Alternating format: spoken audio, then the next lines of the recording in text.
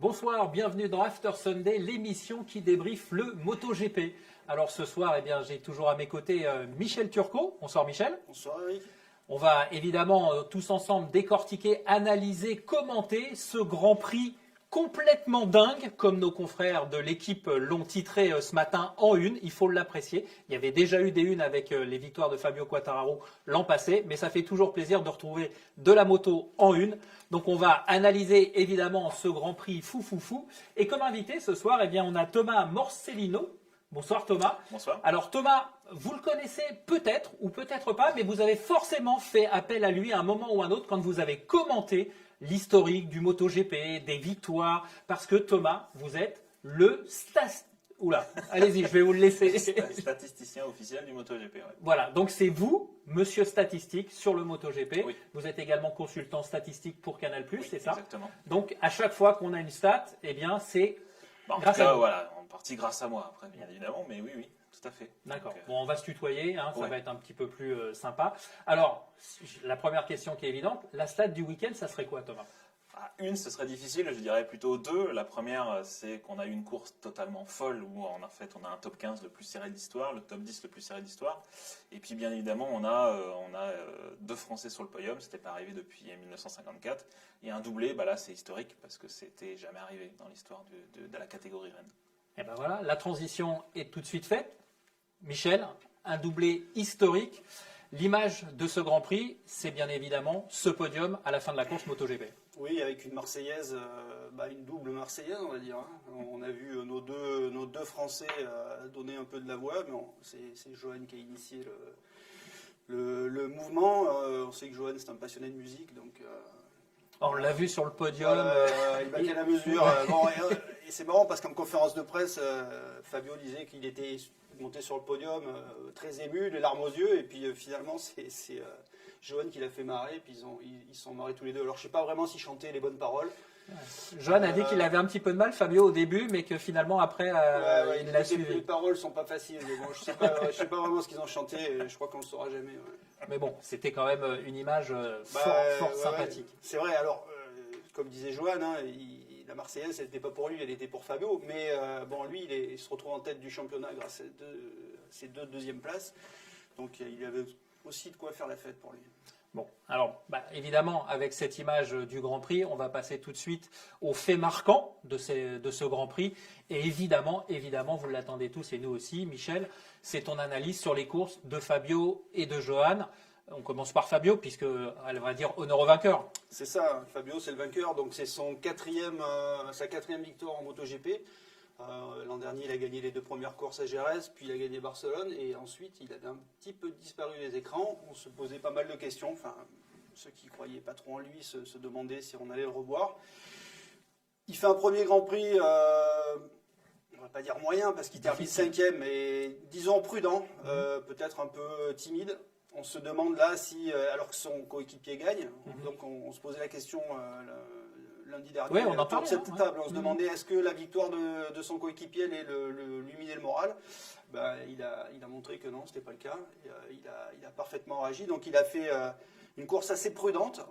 C'est vrai que pendant un moment, là, il était, contrairement au week-end précédent, on l'a vu devant et puis ensuite rétrogradé. Là, il est resté, on va dire, dans le peloton. Aux alentours du top 10. Parce que... Ouais, il était 8e, 9e, 8e, il est resté longtemps 8e, et puis à 8 tours de la fin, il a commencé il y a eu un petit incident devant lui entre Mir et Miller, là, il a gagné 2 positions, il y avait Vinales qui poussait un peu derrière lui, et là il est descendu en petit 55, et il a commencé à grappiller des places, il a commencé à doubler, et à 4 tours de la fin, il passe Jorge Martin, il prend la tête, et là, comme avait fait Vinales la dernière fois, il profite de l'agilité de Sayama dans le sinueux pour prendre cette petite demi-seconde d'avance qui va lui permettre d'éviter d'avoir un retour de la Ducati dans la ligne droite, parce qu'on a tous vu les images. C'est indécent, je crois que c'était le commentaire hier au soir, c'était indécent, mais franchement, oui, ça se voyait. Ça va être démoralisant surtout de se faire défoncer, on peut le dire, on va le dire comme ça. Et en tout cas, voilà, il a réussi à prendre cette petite avance pour se mettre à l'abri de la SPI, pour que la Ducati Ducati ne revienne pas dessus. Et puis voilà, il gagne la course, c'est magnifique. Ouais. Il a préservé ses pneus comme l'avait fait Vinales. Il a, enfin voilà, une course super intelligente. Et d'ailleurs, il a dit, première course, j'ai roulé comme un amateur, comme un rookie, sans cerveau. J'ai pas géré mon mapping, donc voilà, il a gambergé les 3 journées qu'il a dû passer à l'hôtel enfermé tout seul. Il s'est refait la course, il s'est dit non, j'aurais dû faire ça, j'aurais dû faire ça. Donc avec son équipe, il s'était prévu un petit plan d'attaque pour la course. Et en fait, il a dit on n'a pas vraiment respecté le plan que je m'étais fixé, mais j'ai quand même joué avec mon mapping pour économiser, voilà, pour réduire la puissance quand il fallait, rester dans les aspis, pardon, parce qu'on sait quand on reste dans l'aspi, ben, on économise des carburants, on économise aussi les pneus par la même occasion. Voilà, super course. Est-ce que quelque part aussi un petit peu comme la même physionomie que l'année dernière où on a eu 2 courses au même endroit, 2 fois Jerez, là 2 fois le Qatar, est-ce que ça ne l'a pas aussi aidé à analyser et à préparer cette deuxième course, à votre avis? Je pense que oui, hein. De toute façon, je pense que ça permet d'optimiser tous les réglages, les settings des motos, et en plus, on peut rajouter les essais qu'il y a eu avant aussi. Donc forcément, là, les motos sont vraiment abouties pour être performantes sur ce circuit-là. Donc oui, je pense que ça a dû l'aider. Après, je ne sais pas ce que tu en penses, mais je pense que après, ça a aidé tout le monde. Après, ça a surtout sûr. aidé ceux qui étaient un peu plus en retrait la dernière fois. Enfin, plus ou moins, on a vu les KTM qui ont essayé tout le monde n'a pas fait le à peu près, ils ont tous fait les mêmes choix de pneus, sauf les KTM qui étaient en difficulté avec le pneu avant la semaine dernière, qui ont opté pour le médium, mais bon, sans grand succès. Mais sinon, bon, ils sont tous. Ça fait quand même. Il y a eu 5 jours de test et il y a eu 3 jours de Grand Prix, donc là, ils ont quand même un peu fait le tour des réglages. Même si les conditions pendant les essais ont été encore compliquées avec beaucoup de vent, du sable sur la piste, et puis encore toujours ce grand écart en température entre les séances, la première séance de la journée et la deuxième. La première étant en plein après-midi avec des températures de 40 degrés, et le soir on a la moitié de la température. Donc, mais je crois qu'en plus là, Vignales, pour rebondir sur ce que tu disais, Vignales gagne 5 secondes, je crois, par rapport à la course de la semaine dernière, et il termine 5e. Donc on voit qu'il y a une progression entre les 2 courses sur. Tout le monde a roulé plus vite. Alors ouais. c'est vrai que après la première course, Zarco notamment disait que personne ne voudrait partir devant la deuxième parce qu'on a vu que s'il fallait économiser ses pneus et ceux qui étaient partis devant, ils se sont fait avoir. En fait, on a vu Martini qui a quand même gardé un super rythme jusqu'à la fin. Il a fallu vraiment Fabio fasse un effort et que Johan aussi pour cette deuxième place ça fasse un gros effort pour l'obtenir.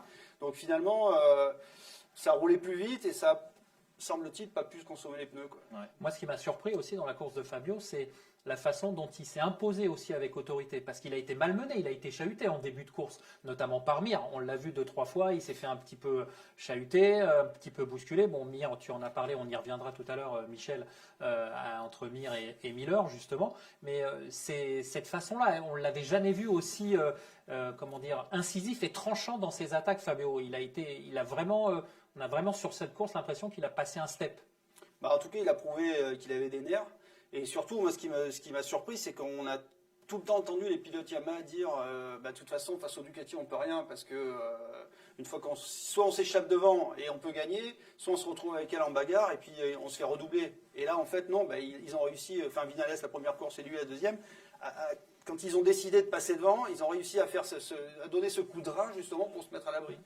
Et ça, c'est effectivement, il y a eu du panache, de l'intelligence, du calme, du sang-froid. Parce que sincèrement, au début, perso, moi je le voyais mal engagé, quoi. Quand je l'ai vu 8e, bloqué en plus derrière, parce qu'en plus il s'est retrouvé bloqué derrière les Ducati officiels. On en reparlera aussi des Ducati, mais quand on est derrière les Ducati et qu'après on sait qu'il va falloir fader la ligne droite, comme on l'a vu sur les images, tu l'as dit Michel, c'était pas forcément une position simple. Hein. En fait, il était quand même très confiant parce qu'il avait fait une super FP4. Ouais. Donc il avait l'air, il était assez serein, je pense. Et, il avait déclaré, ça va être la guerre, il a dit.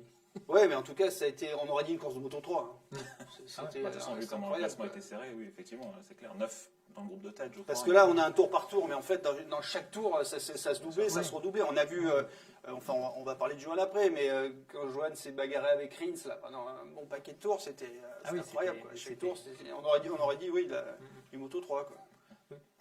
Quand on est comme ça sur une course, Thomas, on arrive à tout cerner, à anticiper les stats qu'on va vous demander, parce que j'imagine que quand il y a la course Canal ou en régie, ils disent ouais, est-ce qu'il y a ci, il y a ça, la Dorna c'est pareil.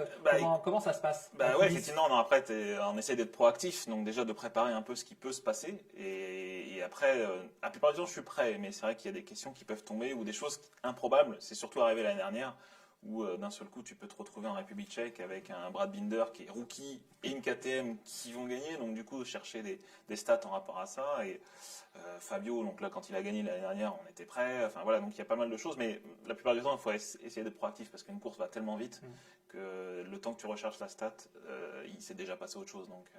Alors justement, je te posais des questions, mais on a déjà. Alors je vous rappelle que vous pouvez également poser vos questions. On est en direct, donc vous pouvez poser vos questions à Michel, à Thomas, notre invité du jour, et ça tombe bien puisqu'on a déjà une question pour toi, Thomas. Quelle est l'importance des stats pour les pilotes justement? Est-ce qu'ils sont friands? Est-ce qu'ils en demandent? Est-ce qu'ils en tiennent compte? Et comment ils les assimilent en fait? Alors, il y a beaucoup de pilotes qui justement ne font pas attention aux stats parce qu'ils veulent pas justement se fixer soit d'objectifs qu'ils ne pourraient pas atteindre ou se mettre martel en tête en course pour battre tel ou tel record. Par contre, c'est plutôt au niveau des ingénieurs ou même des chefs mécaniciens. Ils aiment bien les stats, notamment liés au temps, savoir les performances de pilotes en FP4, notamment ce que tu disais, Michel, savoir quel est celui qui a le meilleur rythme, des choses comme ça. Donc, peu me demandent ce genre de statistiques, mais il y en a quelques-uns qui effectivement viennent me démarcher en me disant est-ce que tu peux me faire telle ou telle tableur Excel pour savoir qui a le meilleur rythme sur telle ou telle course. Donc c'est important plutôt pour le staff qui est derrière les pilotes. Les pilotes essayent de pas trop se soucier de ça. Ouais. En fait, tu travailles pour la Dorna, tu travailles pour Canal, mais aussi tu travailles pour les teams et les pilotes qui te demandent. Non, je ne travaille pas pour eux, mais en fait, effectivement, il y en a enfin, quand je dis travailler, c'est pas de manière officielle, mais on te sollicite. Oui, il y en a qui me sollicitent. Il y a même après c'est autre chose, mais pour préparer le titre de Joan Mir, effectivement, il y a les press officers qui viennent me voir en me disant est-ce que tu peux me confirmer tel ou tel stat parce que on ne va pas dire de bêtises. Voilà, puis c'est pas le pilote qui vient me voir parce que le pilote lui il veut pas penser qu'il va potentiellement gagner le titre. Mais oui, il y a pas mal de. C'est ça qui rend le métier intéressant parce que du coup on a des interactions avec les constructeurs, les teams et ça, et donc ça permet aussi de confronter les données que nous on a, enfin que j'ai et que eux ont, et qui permet de confirmer certaines Michel, choses. Fabio, on peut dire que sa saison est lancée, est bien lancée maintenant, ou est-ce que tu penses qu'il peut y avoir encore, on va dire que c'est un premier examen de passage? On va pas évidemment se lancer dans le côté des titres, champion du monde, machin, etc. On a eu 2 courses sur le même circuit et les essais hivernaux se sont faits sur le même circuit. Donc pour l'instant, ce qu'on peut dire, c'est que Fabio Quartararo et la Yamaha sont performants au Qatar. Voilà. Voilà. Question suivante.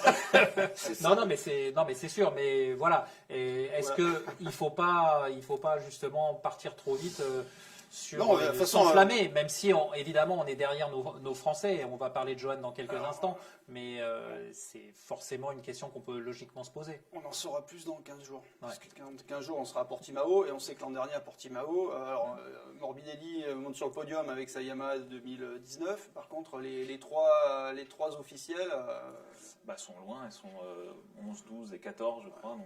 Donc si Fabio dans le coup à Portimao, ça sera un très bon signe. Ça ne voudra pas dire pour autant qu'il sera champion du monde en fin d'année, mais en tout cas ça sera une confirmation de ce bon début de saison. Bon, Fabio, c'est fait. Maintenant, Johan, deuxième pour la deuxième course, et surtout qui repart du Qatar en tête du championnat du monde. Pour la première fois, il est leader du championnat MotoGP. Ouais. Et une course encore fabuleuse, parce que est-ce qu'à ton avis, quand même, il a dit quand même qu'il avait été surpris par Jorge Martin, par le rythme, parce qu'il pensait qu'il n'arriverait pas à partir, sachant que c'était la première fois qu'il partait en pôle, qu'il allait mener, etc. Il voulait la gagner, celle-là. Il voulait la gagner, je pense. Bon, on a senti à la fin, il est content pour Fabio, parce que c'est un... Johan, c'est un altruiste, il est dans le partage, il est content il a un côté un peu aussi... dire chauvin, mais un peu cocorico, donc il était content de partager ça avec Fabio, mais on a senti quand même que il a attendu. Premier dimanche, il reste derrière Bagnaia. C'est Vignales qui passe devant et il n'arrive pas à suivre, et là il s'est dit je prépare bien mon coup, et quand Fabio est passé, il s'est dit je vais suivre, et en fait il a buté derrière Martin qui avait vraiment un très très bon rythme. Et il dit j'avais gardé de l'énergie pour les derniers tours, mais j'ai pas. Ça a été trop compliqué quand j'ai pu passer mon coéquipier. Fabio était devant. J'ai une question Ça aurait pour été, toi. ça aurait été marrant de voir les deux, Oui. ensemble dans le dernier tour. Ça aurait été sympa. J'ai une question pour toi de la part de Richard Michel qui demande si Johan a mieux géré ses pneus que lors du premier Grand Prix, à ton avis. Bah, il les avait bien gérés lors du premier Grand Prix. Pour moi, il a fait vraiment 2 courses assez similaires, quoi. Voilà, il est resté derrière l'aspi pour pas consommer son pneu, pour garder de l'essence aussi. Ah, puis, comme tu le disais, il y a quand même eu des réponses du berger à la bergère, notamment avec Rins. Ouais, et Où, puis il a montré aussi quand même une certaine autorité, Voilà. même s'il n'était pas le mieux armé dans le milieu. On le voyait, il y avait 1 ou 2 virages, notamment quand on regardait la caméra à gauche, où il n'arrivait jamais à partir vraiment à l'extérieur pour bien ouvrir son virage. Il était un peu en difficulté. C'est mais d'ailleurs en là même où il se temps, fait doubler, hein. il a été super intelligent parce que chaque fois il a puni Rins dans le bout droit et en lui disant de toute façon tu n'y arriveras pas. Et c'est vrai que l'autre au bout d'un moment, ça l'a. Ah oui, oui. Il a Ça pas un l'a coup au moral, découragé. quoi. 348, c'est ça, hein, la vitesse enregistrée, Je crois que c'est ça ce week-end, oui, je crois que c'est Ouais. ça. Ouais. Après, bon, C'est Johan encore, hein, ouais, ça, tant faut qu'à pas faire. oublier son record de la semaine précédente. Oui. Que vous avez cité. Ouais, c'était moins vite cette semaine parce qu'il y Il y avait avait beaucoup de vent de plus face. de vent et du vent de face. Ouais. Ouais. Non, bah écoute, non, mais c'est bien. Après, Johan, c'est pareil. Je pense qu'il doit savourer. Il n'est pas dans le même état d'esprit. Je pense que Fabio, on le sent, on l'a vu hier à l'arrivée, plus mesuré, comme tu disais, plus altruiste, plus dans le partage. On en parlait déjà la semaine dernière et on en a encore la confirmation. Pramac, c'est l'équipe qui lui va, quoi, en Ouais, fait. et puis ils sont pas du tout dans la même phase de leur carrière. Non. Fabio, il est jeune, il arrive en MotoGP, il n'a jamais été champion du monde, il a envie de tout bouffer. Voilà, Johan, il a déjà 2 titres en Moto 2, il sait il a 30 ans, il sait qu'il ne reste pas encore 10 ans de carrière, il a envie de profiter du moment, il rêve toujours d'être champion du monde MotoGP, il croit toujours en lui, je pense. Mais voilà, je pense il a envie de profiter du moment qu'il vit parce qu'il en a bavé, il revient de loin. Il a pris quand même des risques incroyables quand il a quitté KTM. Il s'est reconstruit l'an dernier quand il a dit je vais chez Avintia avec une Ducati GP19. Tout le monde a dit mais Tu vas t'enterrer. ce mec-là il est taré. Il avait une KTM d'usine. Regardez la KTM, elle gagne tout. Il a dit laissez-moi faire. Il s'est reconstruit. Là il est dans une équipe, tu l'as dit, qui lui convient parfaitement bien. Et en plus il a le soutien de Daligna qu'il apprécie beaucoup.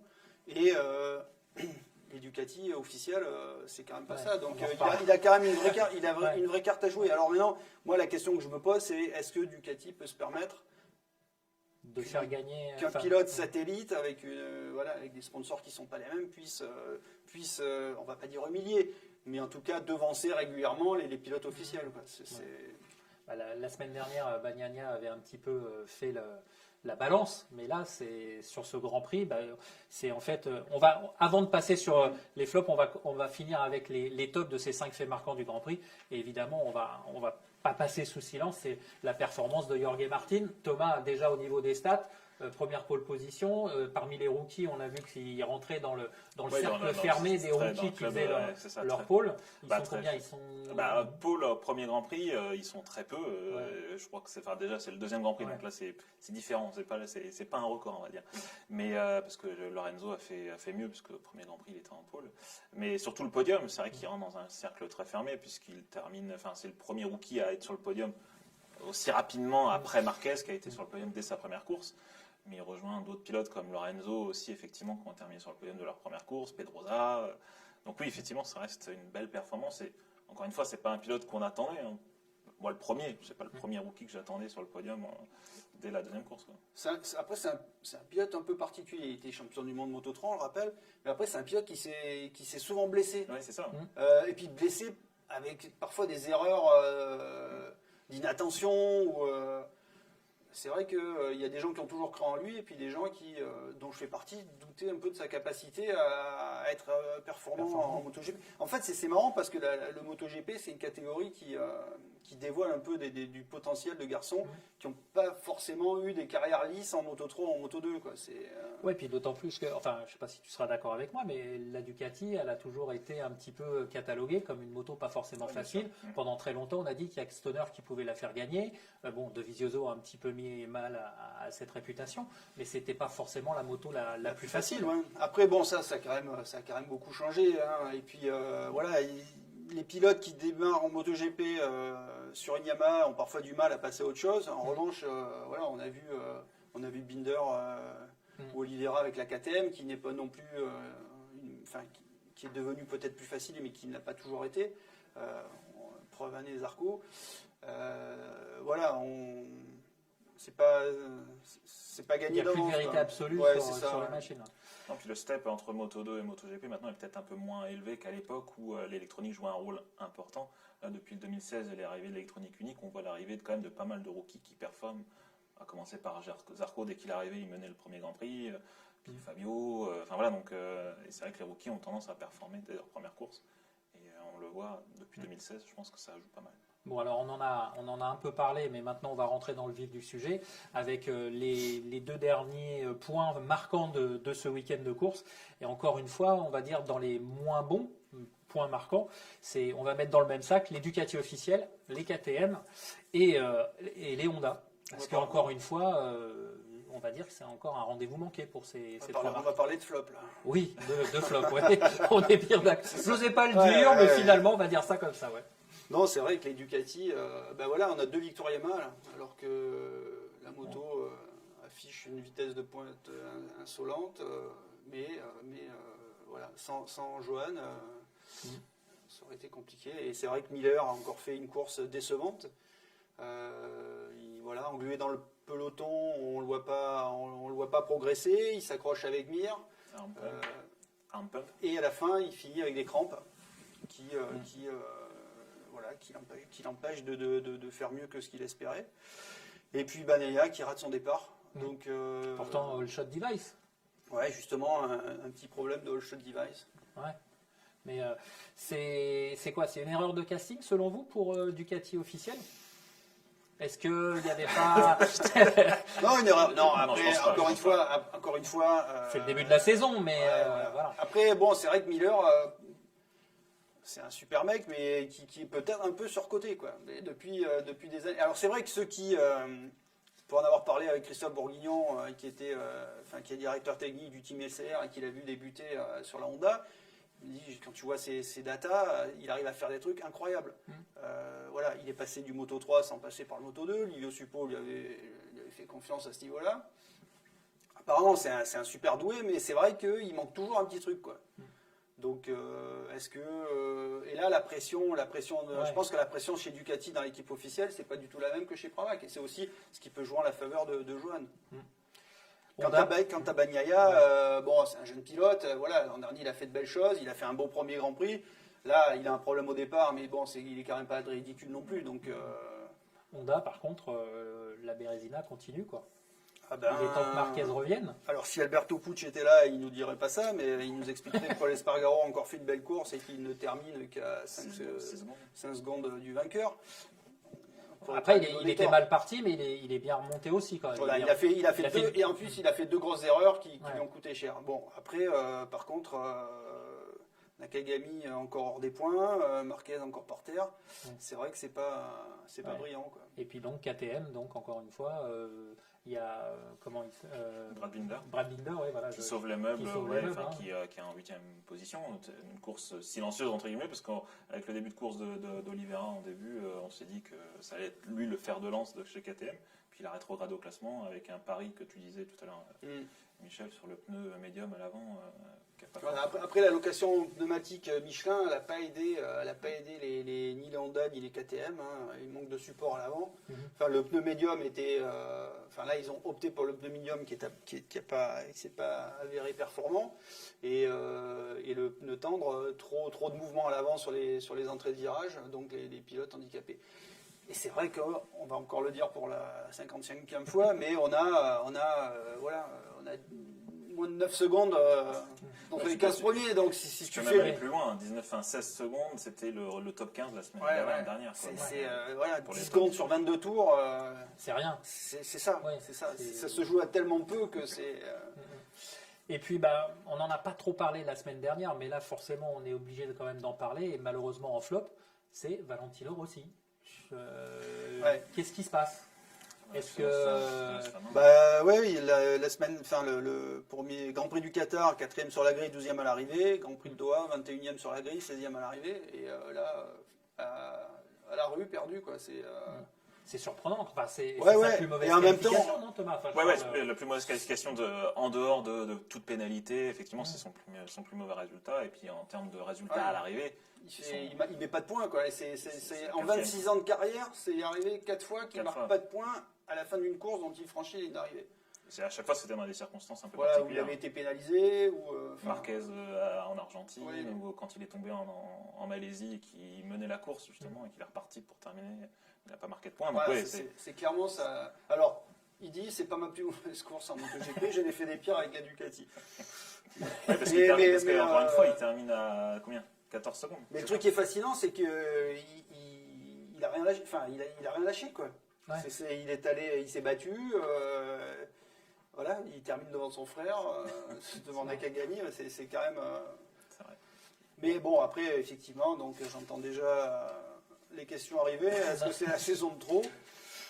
bon, on n'en est pas, Non, là, on n'est pas là, mais, mais alors, c'est est-ce vrai que c'est compliqué, quoi. Il a dit il se positionnerait sur la suite de ses carrières à l'été. S'il enchaîne des résultats comme ça, on peut imaginer. il a signé pour un. Ouais, il a un signé an, qu'un hein. an. Il a Ouais. signé qu'un an et voilà. On peut imaginer que s'il continue sur cette lancée, au mois de juin, il va nous annoncer que Bon. il va faire de la voiture l'année prochaine.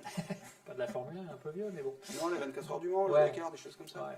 Bon, merci Michel pour ce débrief. On va passer à notre invité, Thomas. On va un petit peu te cuisiner. On va te mettre sous les feux de la rampe, si l'on peut s'exprimer ainsi. Moi, la première question que j'ai envie de te poser, tout simplement, c'est comment on décide de devenir statisticien? On C'est en décide- se levant un matin Non, pas du tout. En fait, alors, déjà, tu as un attrait pour les chiffres, bien évidemment. C'est tout ce qui est chiffres en Grand Prix, c'est quelque chose qui m'intéressait. Et puis, de fil en aiguille, la Dorna m'a fait confiance. Il y avait déjà un statisticien officiel qui s'appelle Martin Reins, qui a fait ça pendant une vingtaine d'années et qui était sur la fin de sa carrière. Et puis, du coup, la Dorna m'a dit, est-ce que tu veux qu'on fasse une passation avec lui? Et j'ai accepté les yeux fermés. Donc en 2017, je m'occupais plutôt du Moto 2, Moto 3 sur les statistiques Moto 2, Moto 3. Il continuait en MotoGP, donc on a fait la passation en 2017. Et puis en 2018, j'ai repris le lead complet sur les statistiques. Et voilà, aujourd'hui, où est-ce que j'en suis? Donc après, les statistiques, c'est un mot vague. C'est plutôt des facts, je dirais. C'est pas calculer des chiffres, des temps. Enfin voilà, c'est plutôt des... Quand est-ce qu'on retrouve 2 Français sur le podium en catégorie reine? Quand est-ce qu'on retrouve un Sud-Africain vainqueur en catégorie reine? Des choses comme ça. Donc c'est des choses qui des fois sont très simples, mais des fois des choses qui sont quand même très subtiles comme... et tu disposes de quoi comme outil pour travailler? Parce que après, Wikipédia est ton ami. après oui, de toute façon tout ce qui est Internet forcément. Après tu achètes des vieux bouquins, des bouquins historiques, des vieux résultats, t'essaies de... Donc tu construis ta base de données. Tu en fait. construis ta base de données, tu récupères le plus de résultats possible parce que historiquement, il y a des résultats qui étaient, notamment pour les qualifications, qui étaient plutôt affichés, écrits à la main sur un arbre dans le paddock. Et donc, du coup, tu avais des erreurs de frappe. Le nom était mal orthographié. Donc, du coup, tu retrouves des résultats avec des noms qui ne sont pas forcément les bons. Donc, tu constitues ta base de données comme ça. Je peux te donner un exemple, par exemple, en 1954, puisqu'on en parlait, Pierre Monneret, savoir s'il a fait la pole ou pas. C'est quelque chose qui est difficile à savoir parce que les statistiques sont officiellement enregistrées pour les pole positions depuis 1974. Donc comment savoir si Pierre Monneret a fait la pole à Reims en 1954? Tu vas voir les archives de Moto Revue, tu vas essayer de voir si ça a été noté qu'il a fait la pole. Donc ça c'est un exemple parmi tant d'autres. Ouais. Les dates de naissance des pilotes, les dates des grands prix, enfin pas mal de choses. Donc, Et clairement, c'est ton métier en fait. Oui. Tu fais rien d'autre à côté. Non, c'est vraiment ton métier. Après, voilà, il y a effectivement des stats en temps réel à donner des stats avant chaque Grand Prix et tout ça, mais c'est aussi le travail d'archive. Du coup, comme tu disais, construire la base de données, c'est un travail, tu peux pas le faire en 15 jours. C'est un truc, tous les résultats, tous les entry lists, savoir si, encore une fois, je peux donner un exemple, quand il y a eu Afis Sirin qui est arrivé en MotoGP, savoir s'il n'y a pas eu dans l'histoire un Malaisien qui a figuré sur une entry list. S'il n'est pas à l'arrivée, mais est-ce qu'il y a déjà eu un Malaisien en catégorie reine, des choses comme ça. Donc c'est des choses qui sont pas évidentes, quoi. Puis parfois, tu peux nous écrire un petit article sur la technique aussi, parce que tu t'es Ah oui. intéressé à d'autres choses. Bah oui, après effectivement, quand je suis sur les Grands Prix, quand on avait la possibilité encore pour l'instant. Ouais, actuellement, tu te déplaces plus, évidemment. Non, pour l'instant non, mais du coup j'aime bien me balader sur la pit lane, de prendre des photos et effectivement, après c'est plus mon côté geek, on va dire ça.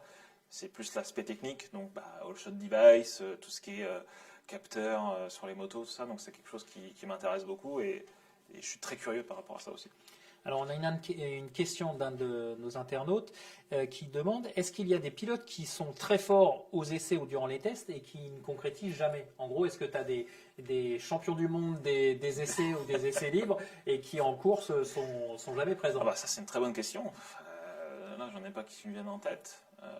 On a tendance à dire que Maverick Viñales est souvent un champion du monde des essais hivernaux et qui a du mal à performer en course, mais là, il me fait mentir. La réponse, je pense. Alors après, il y a des pilotes qu'on voit plus. Un pilote comme Rossi, par exemple, il s'est jamais Oui, illustré sur c'est des pole pas positions, mais un pilote voilà, du c'est dimanche. plutôt C'est un pilote pilote du dimanche. voilà. Un pilote de dimanche, c'est pas péjoratif. On est bien d'accord. bien sûr. Pilote de Un course. pilote de course. Ouais. Ouais. Non, là, pareil, toi, c'est des questions. Après, c'est l'avantage aussi d'être sur les réseaux sociaux, c'est que même quand tu es sur le Grand Prix, tu discutes avec des journalistes, donc ils te donnent des idées en disant tiens, c'est pas mal de se dire ce genre de choses. Là, une question comme celle-ci, tu vois, c'est intéressant. J'avais commencé à l'époque, pour en revenir à ça, à regarder un peu ce que faisait Viñales au premier tour. On a tendance à dire que Viñales, c'est la preuve, il s'entraîne beaucoup au départ. Combien de positions il perd à chaque départ? Et j'avais commencé à faire des statistiques sur ça. Ça faisait quand même assez peur. Mais C'est-à-dire je sais plus, je crois que c'est. Non, c'était. Sur une saison, je crois qu'il perdait une 60aine de places cumulées au départ, quoi. Donc ce qui est énorme. Alors que d'autres, justement, en gagnent presque autant. Donc c'est des choses intéressantes, mais qui des fois peuvent être péjoratifs pour le pilote et qui peuvent être. Jorge Martin versus Maverick Viñales. C'est ça. Bon, merci Thomas en tout cas de nous avoir éclairé sur ce point important. On va passer à ce qu'on appelle nous le Sunday Race Recap. On va faire un petit focus rapide sur ce qui s'est passé en Moto 3 et en Moto 2 et durant la saison, on fera également des focus sur les autres championnats qui se dérouleront éventuellement les week-ends de course. Donc en Moto 3, Michel, le premier focus c'est Pedro Acosta, 16 ans. Là aussi, ça doit être une première. Thomas, partie de la voie des stands. Ah oui, qui gagne. partie de la voie des stands. En Moto 3, en tout cas, oui, c'est une première. Ça, c'est clair. Il y a eu Brad Binder qui est parti dernier sur la grille en 2016 à Jerez, qui avait gagné. Mais là, depuis la voie des stands, oui, c'est une première. Et il était en quelle position sur la voie des stands? Parce qu'on a maintenant, on a des grilles de, on a une grille de départ dans la voie des stands. Il était pas mal placé, de mémoire. Il était sur la deuxième ligne. Ouais, je crois, je sais plus. Je ne pourrais pas te dire. Je crois qu'il avait 10 secondes de retard à la fin du premier tour. Ouais, au premier tour, il avait une dizaine de secondes, tout à fait. C'est assez incroyable. Je rebondis quand même avant de passer à l'autre. On a une question qui va te faire sourire, je pense, Thomas. Travailles-tu pour des sociétés de paris en ligne? C'est pas bête, parce que ça, si tu as les chiffres du loto ou de l'euro million, on est preneur aussi. Après, c'est vrai que là, c'est plus des probabilités. C'est la continuité des statistiques. Mais oui, ça peut être intéressant de définir des tendances par rapport aux pilotes. Ouais. Oui. Mais non, pour l'instant, non. On revient sur le Moto 3. Michel, Lorenzo Felon, c'est compliqué. Forcément, on s'y attendait. Il faut peut-être attendre les circuits européens, peut-être maintenant. Oui, c'est un début de saison difficile. Après, voilà, on sait que Lorenzo, il arrive en Grand Prix sans forcément avoir l'expérience qu'il aurait peut-être pu acquérir en restant une année de plus en Espagne. Après, voilà. Son père a fait le choix de le lancer tout de suite parce que avec le coronavirus, les courses en Espagne, il y en a moins. Autant prendre tout de suite les circuits. Donc c'est vrai que bon, après voilà, c'est un pari. Il faut juste espérer que le gamin se décourage pas trop, parce que voilà, il y a des exemples par le passé, des gamins qui devant la hauteur de la marche se sont cassés les dents et sont un peu découragés, quoi.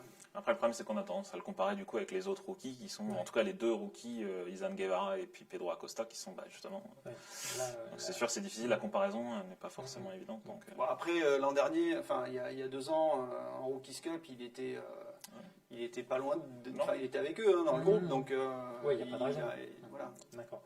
Et puis la dernière image de Moto 3, c'est l'altercation Maxi-Alcoba au départ avec cette cascade et ensuite ce combat de boxe.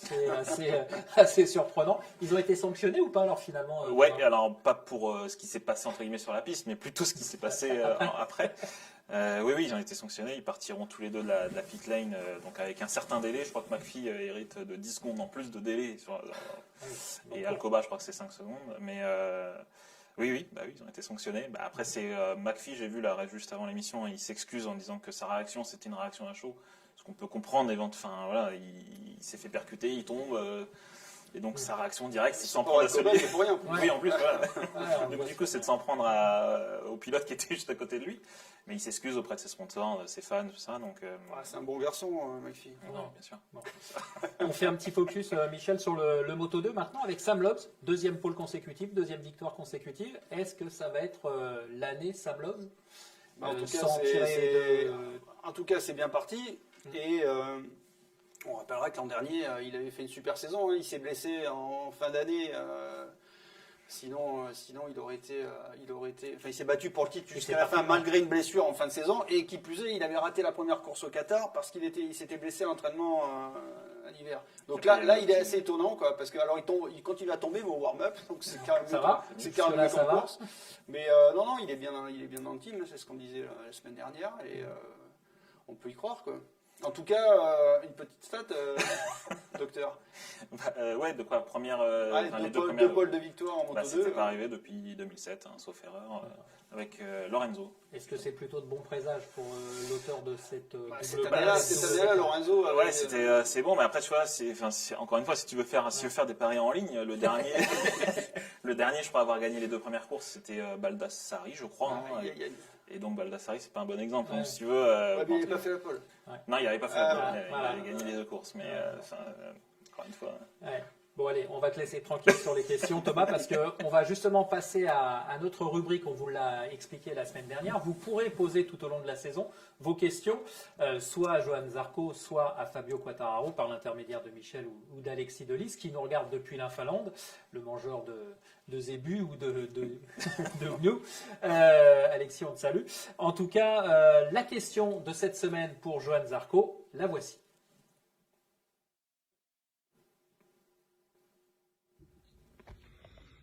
Salut à tous, Henri de Saint-Etienne.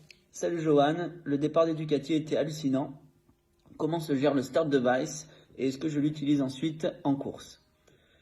Eh bien, le but en fait c'est de rabaisser la moto pour éviter que la moto cabre et même ensuite avoir une meilleure aéro sur les rapports en deuxième, troisième. Et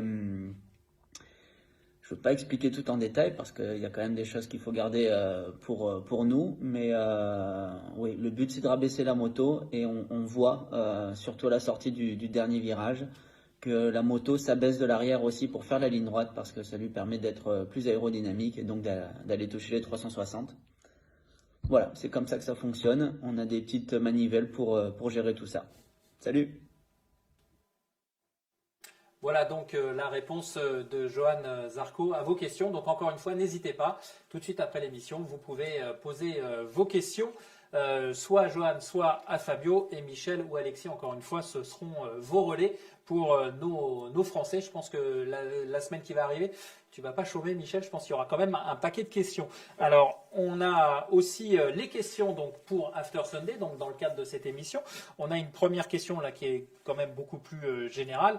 On nous demande si on pense que le Grand Prix de France sera ouvert au public. Donc là, pour l'instant, on a eu l'information durant le Grand Prix du Qatar que le Grand Prix de France était maintenu. L'organisation de Claude Michy l'a confirmé. Le Grand Prix se tiendra. Après, public ou pas public, je pense que c'est un peu tôt, Michel, de toute façon. C'est carrément trop tôt. Là, déjà, on a l'annulation, en tout cas, le report des 24 heures moto du Mans qui était prévu dans 15 jours. Parce que ça devait être à huis clos aussi, mais c'est annulé parce que les hôpitaux sont saturés, donc les autorités ne veulent pas prendre de risque d'avoir évacuer des gens en cas de blessure sur le circuit, évacuer des pilotes sur l'hôpital. Donc la situation d'ici la mi-mai, c'est compliqué de connaître. Théoriquement, on devrait être confiné jusqu'à fin avril, et tout devrait, si on en croit notre président, tout devrait aller mieux au mois de mai. Donc, si tel est le cas, on pourra avoir, je pense, un peu de public. On se rappelle que l'an dernier, il y avait quand même eu du public au Mans. C'est l'un des rares grands prix à avoir accueilli du public. Claude Michy avait vraiment travaillé énormément là-dessus pour faire en sorte d'avoir un minimum de public autour de la piste. Oui, donc encore une fois, tout dépendra de la situation sanitaire début mai, quoi. Alors, on a une autre question, Michel ou Thomas, celui qui veut se lancer. Est-ce que ce podium des deux Français va créer une dynamique et on aura des futurs pilotes français pour une relève? Alors, on en a parlé la semaine dernière avec le président de la FFM. Hein. Il y a des projets qui sont en cours. Ce qui est certain, Eric, c'est que si, on le voit, une de l'équipe. Moi, à midi, j'écoutais le journal sur France Inter. On a parlé de la moto. Je n'avais jamais encore entendu parler de la moto. Donc, ça veut dire que si les Français performent, que la moto, on la voit sur des médias mainstream, forcément, ça devient plus populaire. Ça va prendre une meilleure image parce qu'on traîne toujours un peu une image pas terrible en France de la moto. Donc, forcément, ça peut susciter des vocations. Et puis, sur le long terme. Moi, je l'ai relevé. On a eu aussi un super tweet de la ministre des Sports, Roxana Maracineanu, qui a écrit textuellement sur Twitter. Je me permets de la reprendre. Je salue l'incroyable doublé français en MotoGP à Doha Grand Prix. Immense bravo à Fabio Quartararo 20 et à Johan Zarco 1 qui écrivent l'histoire. Quelle fierté pour le sport français de les voir ensemble au sommet. C'est quand même plutôt sympa. Parce que on aurait pu avoir un truc laconique, félicitations à Johan Zarco et Fabio. Je pense que là, ça fait. Voilà, après, c'est comme tu le dis, c'est à force d'avoir ce genre de situation. Voilà, l'Espagne est devenue ce qu'elle est de par la réussite de ses pilotes. Hein. C'est un tout, quoi. C'est comment ça fonctionne. Bon, on arrive à la fin de l'émission, messieurs, et on va passer à la partie qui n'est pas forcément la plus simple, parce que la semaine dernière, on vous avait demandé de nous donner vos pronostics, et je peux vous dire, sans trahir un gros secret, que personne n'avait vu Jorge Martin en pôle et sur le podium, donc malheureusement, personne n'a gagné. Il y avait eu, évidemment, nos Français sur le podium, mais là, la physionomie totale du podium, c'était impossible à trouver. Donc le prochain Grand Prix, ça sera le 18 avril à Portimao. En 2 mots, un circuit totalement différent de l'Oseille, très vallonné. On a vu que l'an dernier, pour les Français, on l'a abordé tout à l'heure, ça n'avait pas été simple, notamment pour Fabio et même pour Johan. À quoi on peut s'attendre, Michel? Un renivellement, retour des Suzuki, qu'est-ce qu'on peut... En même temps, le Grand Prix du Portugal, c'était il n'y a pas si longtemps que ça, puisque c'était le dernier Grand Prix de la saison 2020. Donc voilà, c'était novembre, on va y aller au mois d'avril. C'est Miguel Oliveira et une KTM qui ont gagné l'an dernier. Donc, c'est un cavalier seul impressionnant. Ouais, voilà, c'était le premier. Est-ce que voilà, on peut avoir le retour en grâce des KTM, enfin le retour en grâce par rapport à leur descente de prestation du Qatar. La Ducati a bien fonctionné puisque Miller était sur le podium. Zarco 10e l'an dernier, Fabio 14. 14, ouais, c'est ça, j'allais dire 12, non 14. Ouais, on avait dit, hein, les Yamaha officiels étaient Morbidelli avait performé, voilà. Mais les donc, officiels... pas facile. Mais après, l'année En dernière, même temps, la Française des Jeux est avec nous. Donc, non, mais c'est vrai que l'année dernière, en plus, historiquement, c'était un cas rare parce qu'il y avait 3 pilotes satellites sur le podium. C'était pas arrivé depuis 2004, Qatar justement. Statistique. Voilà, Non, mais, voilà. Mais c'est vrai que tu avais Oliveira de Tech 3, tu avais donc Miller de chez Pramac et puis Morbidelli de chez Petronas. Donc on avait 3 marques aux 3 premières places. Donc après, comme dit Michel, moi j'aimerais bien qu'il y ait au moins une KTM qui revienne un peu en bagarre. Et puis l'inconnu, ce sera éventuellement peut-être retour de Marc Marquez. On ne sait pas. Voilà. On verra. En tout cas, on le saura le 12 avril. le 12 avril, il passe. Moi, je pense que même avant, non, on aura peut-être un. Non, il a une visite médicale. médicale. Après, on sait qu'il a été absent. Il a renoncé aux 2 Grands Prix suite à une visite médicale. Alors, est-ce que c'est ces entraînements à répétition à Barcelone et à Portimao qui ont qui ont ralenti sa guérison? C'est pareil, les communications chez Honda restent floues. Oui, et très, très difficile à analyser et comprendre. En tout cas, merci Thomas de nous avoir rejoint ce soir. Merci Michel. Merci Eric. Et puis quant à nous, on se retrouve lundi 19 avril, même endroit, même heure, 19h, donc sur les réseaux sociaux Facebook de Sans Concession, de Motostation, Motojournal et Motorevue. D'ici là, portez-vous bien, protégez-vous et à très vite pour un autre After Sunday.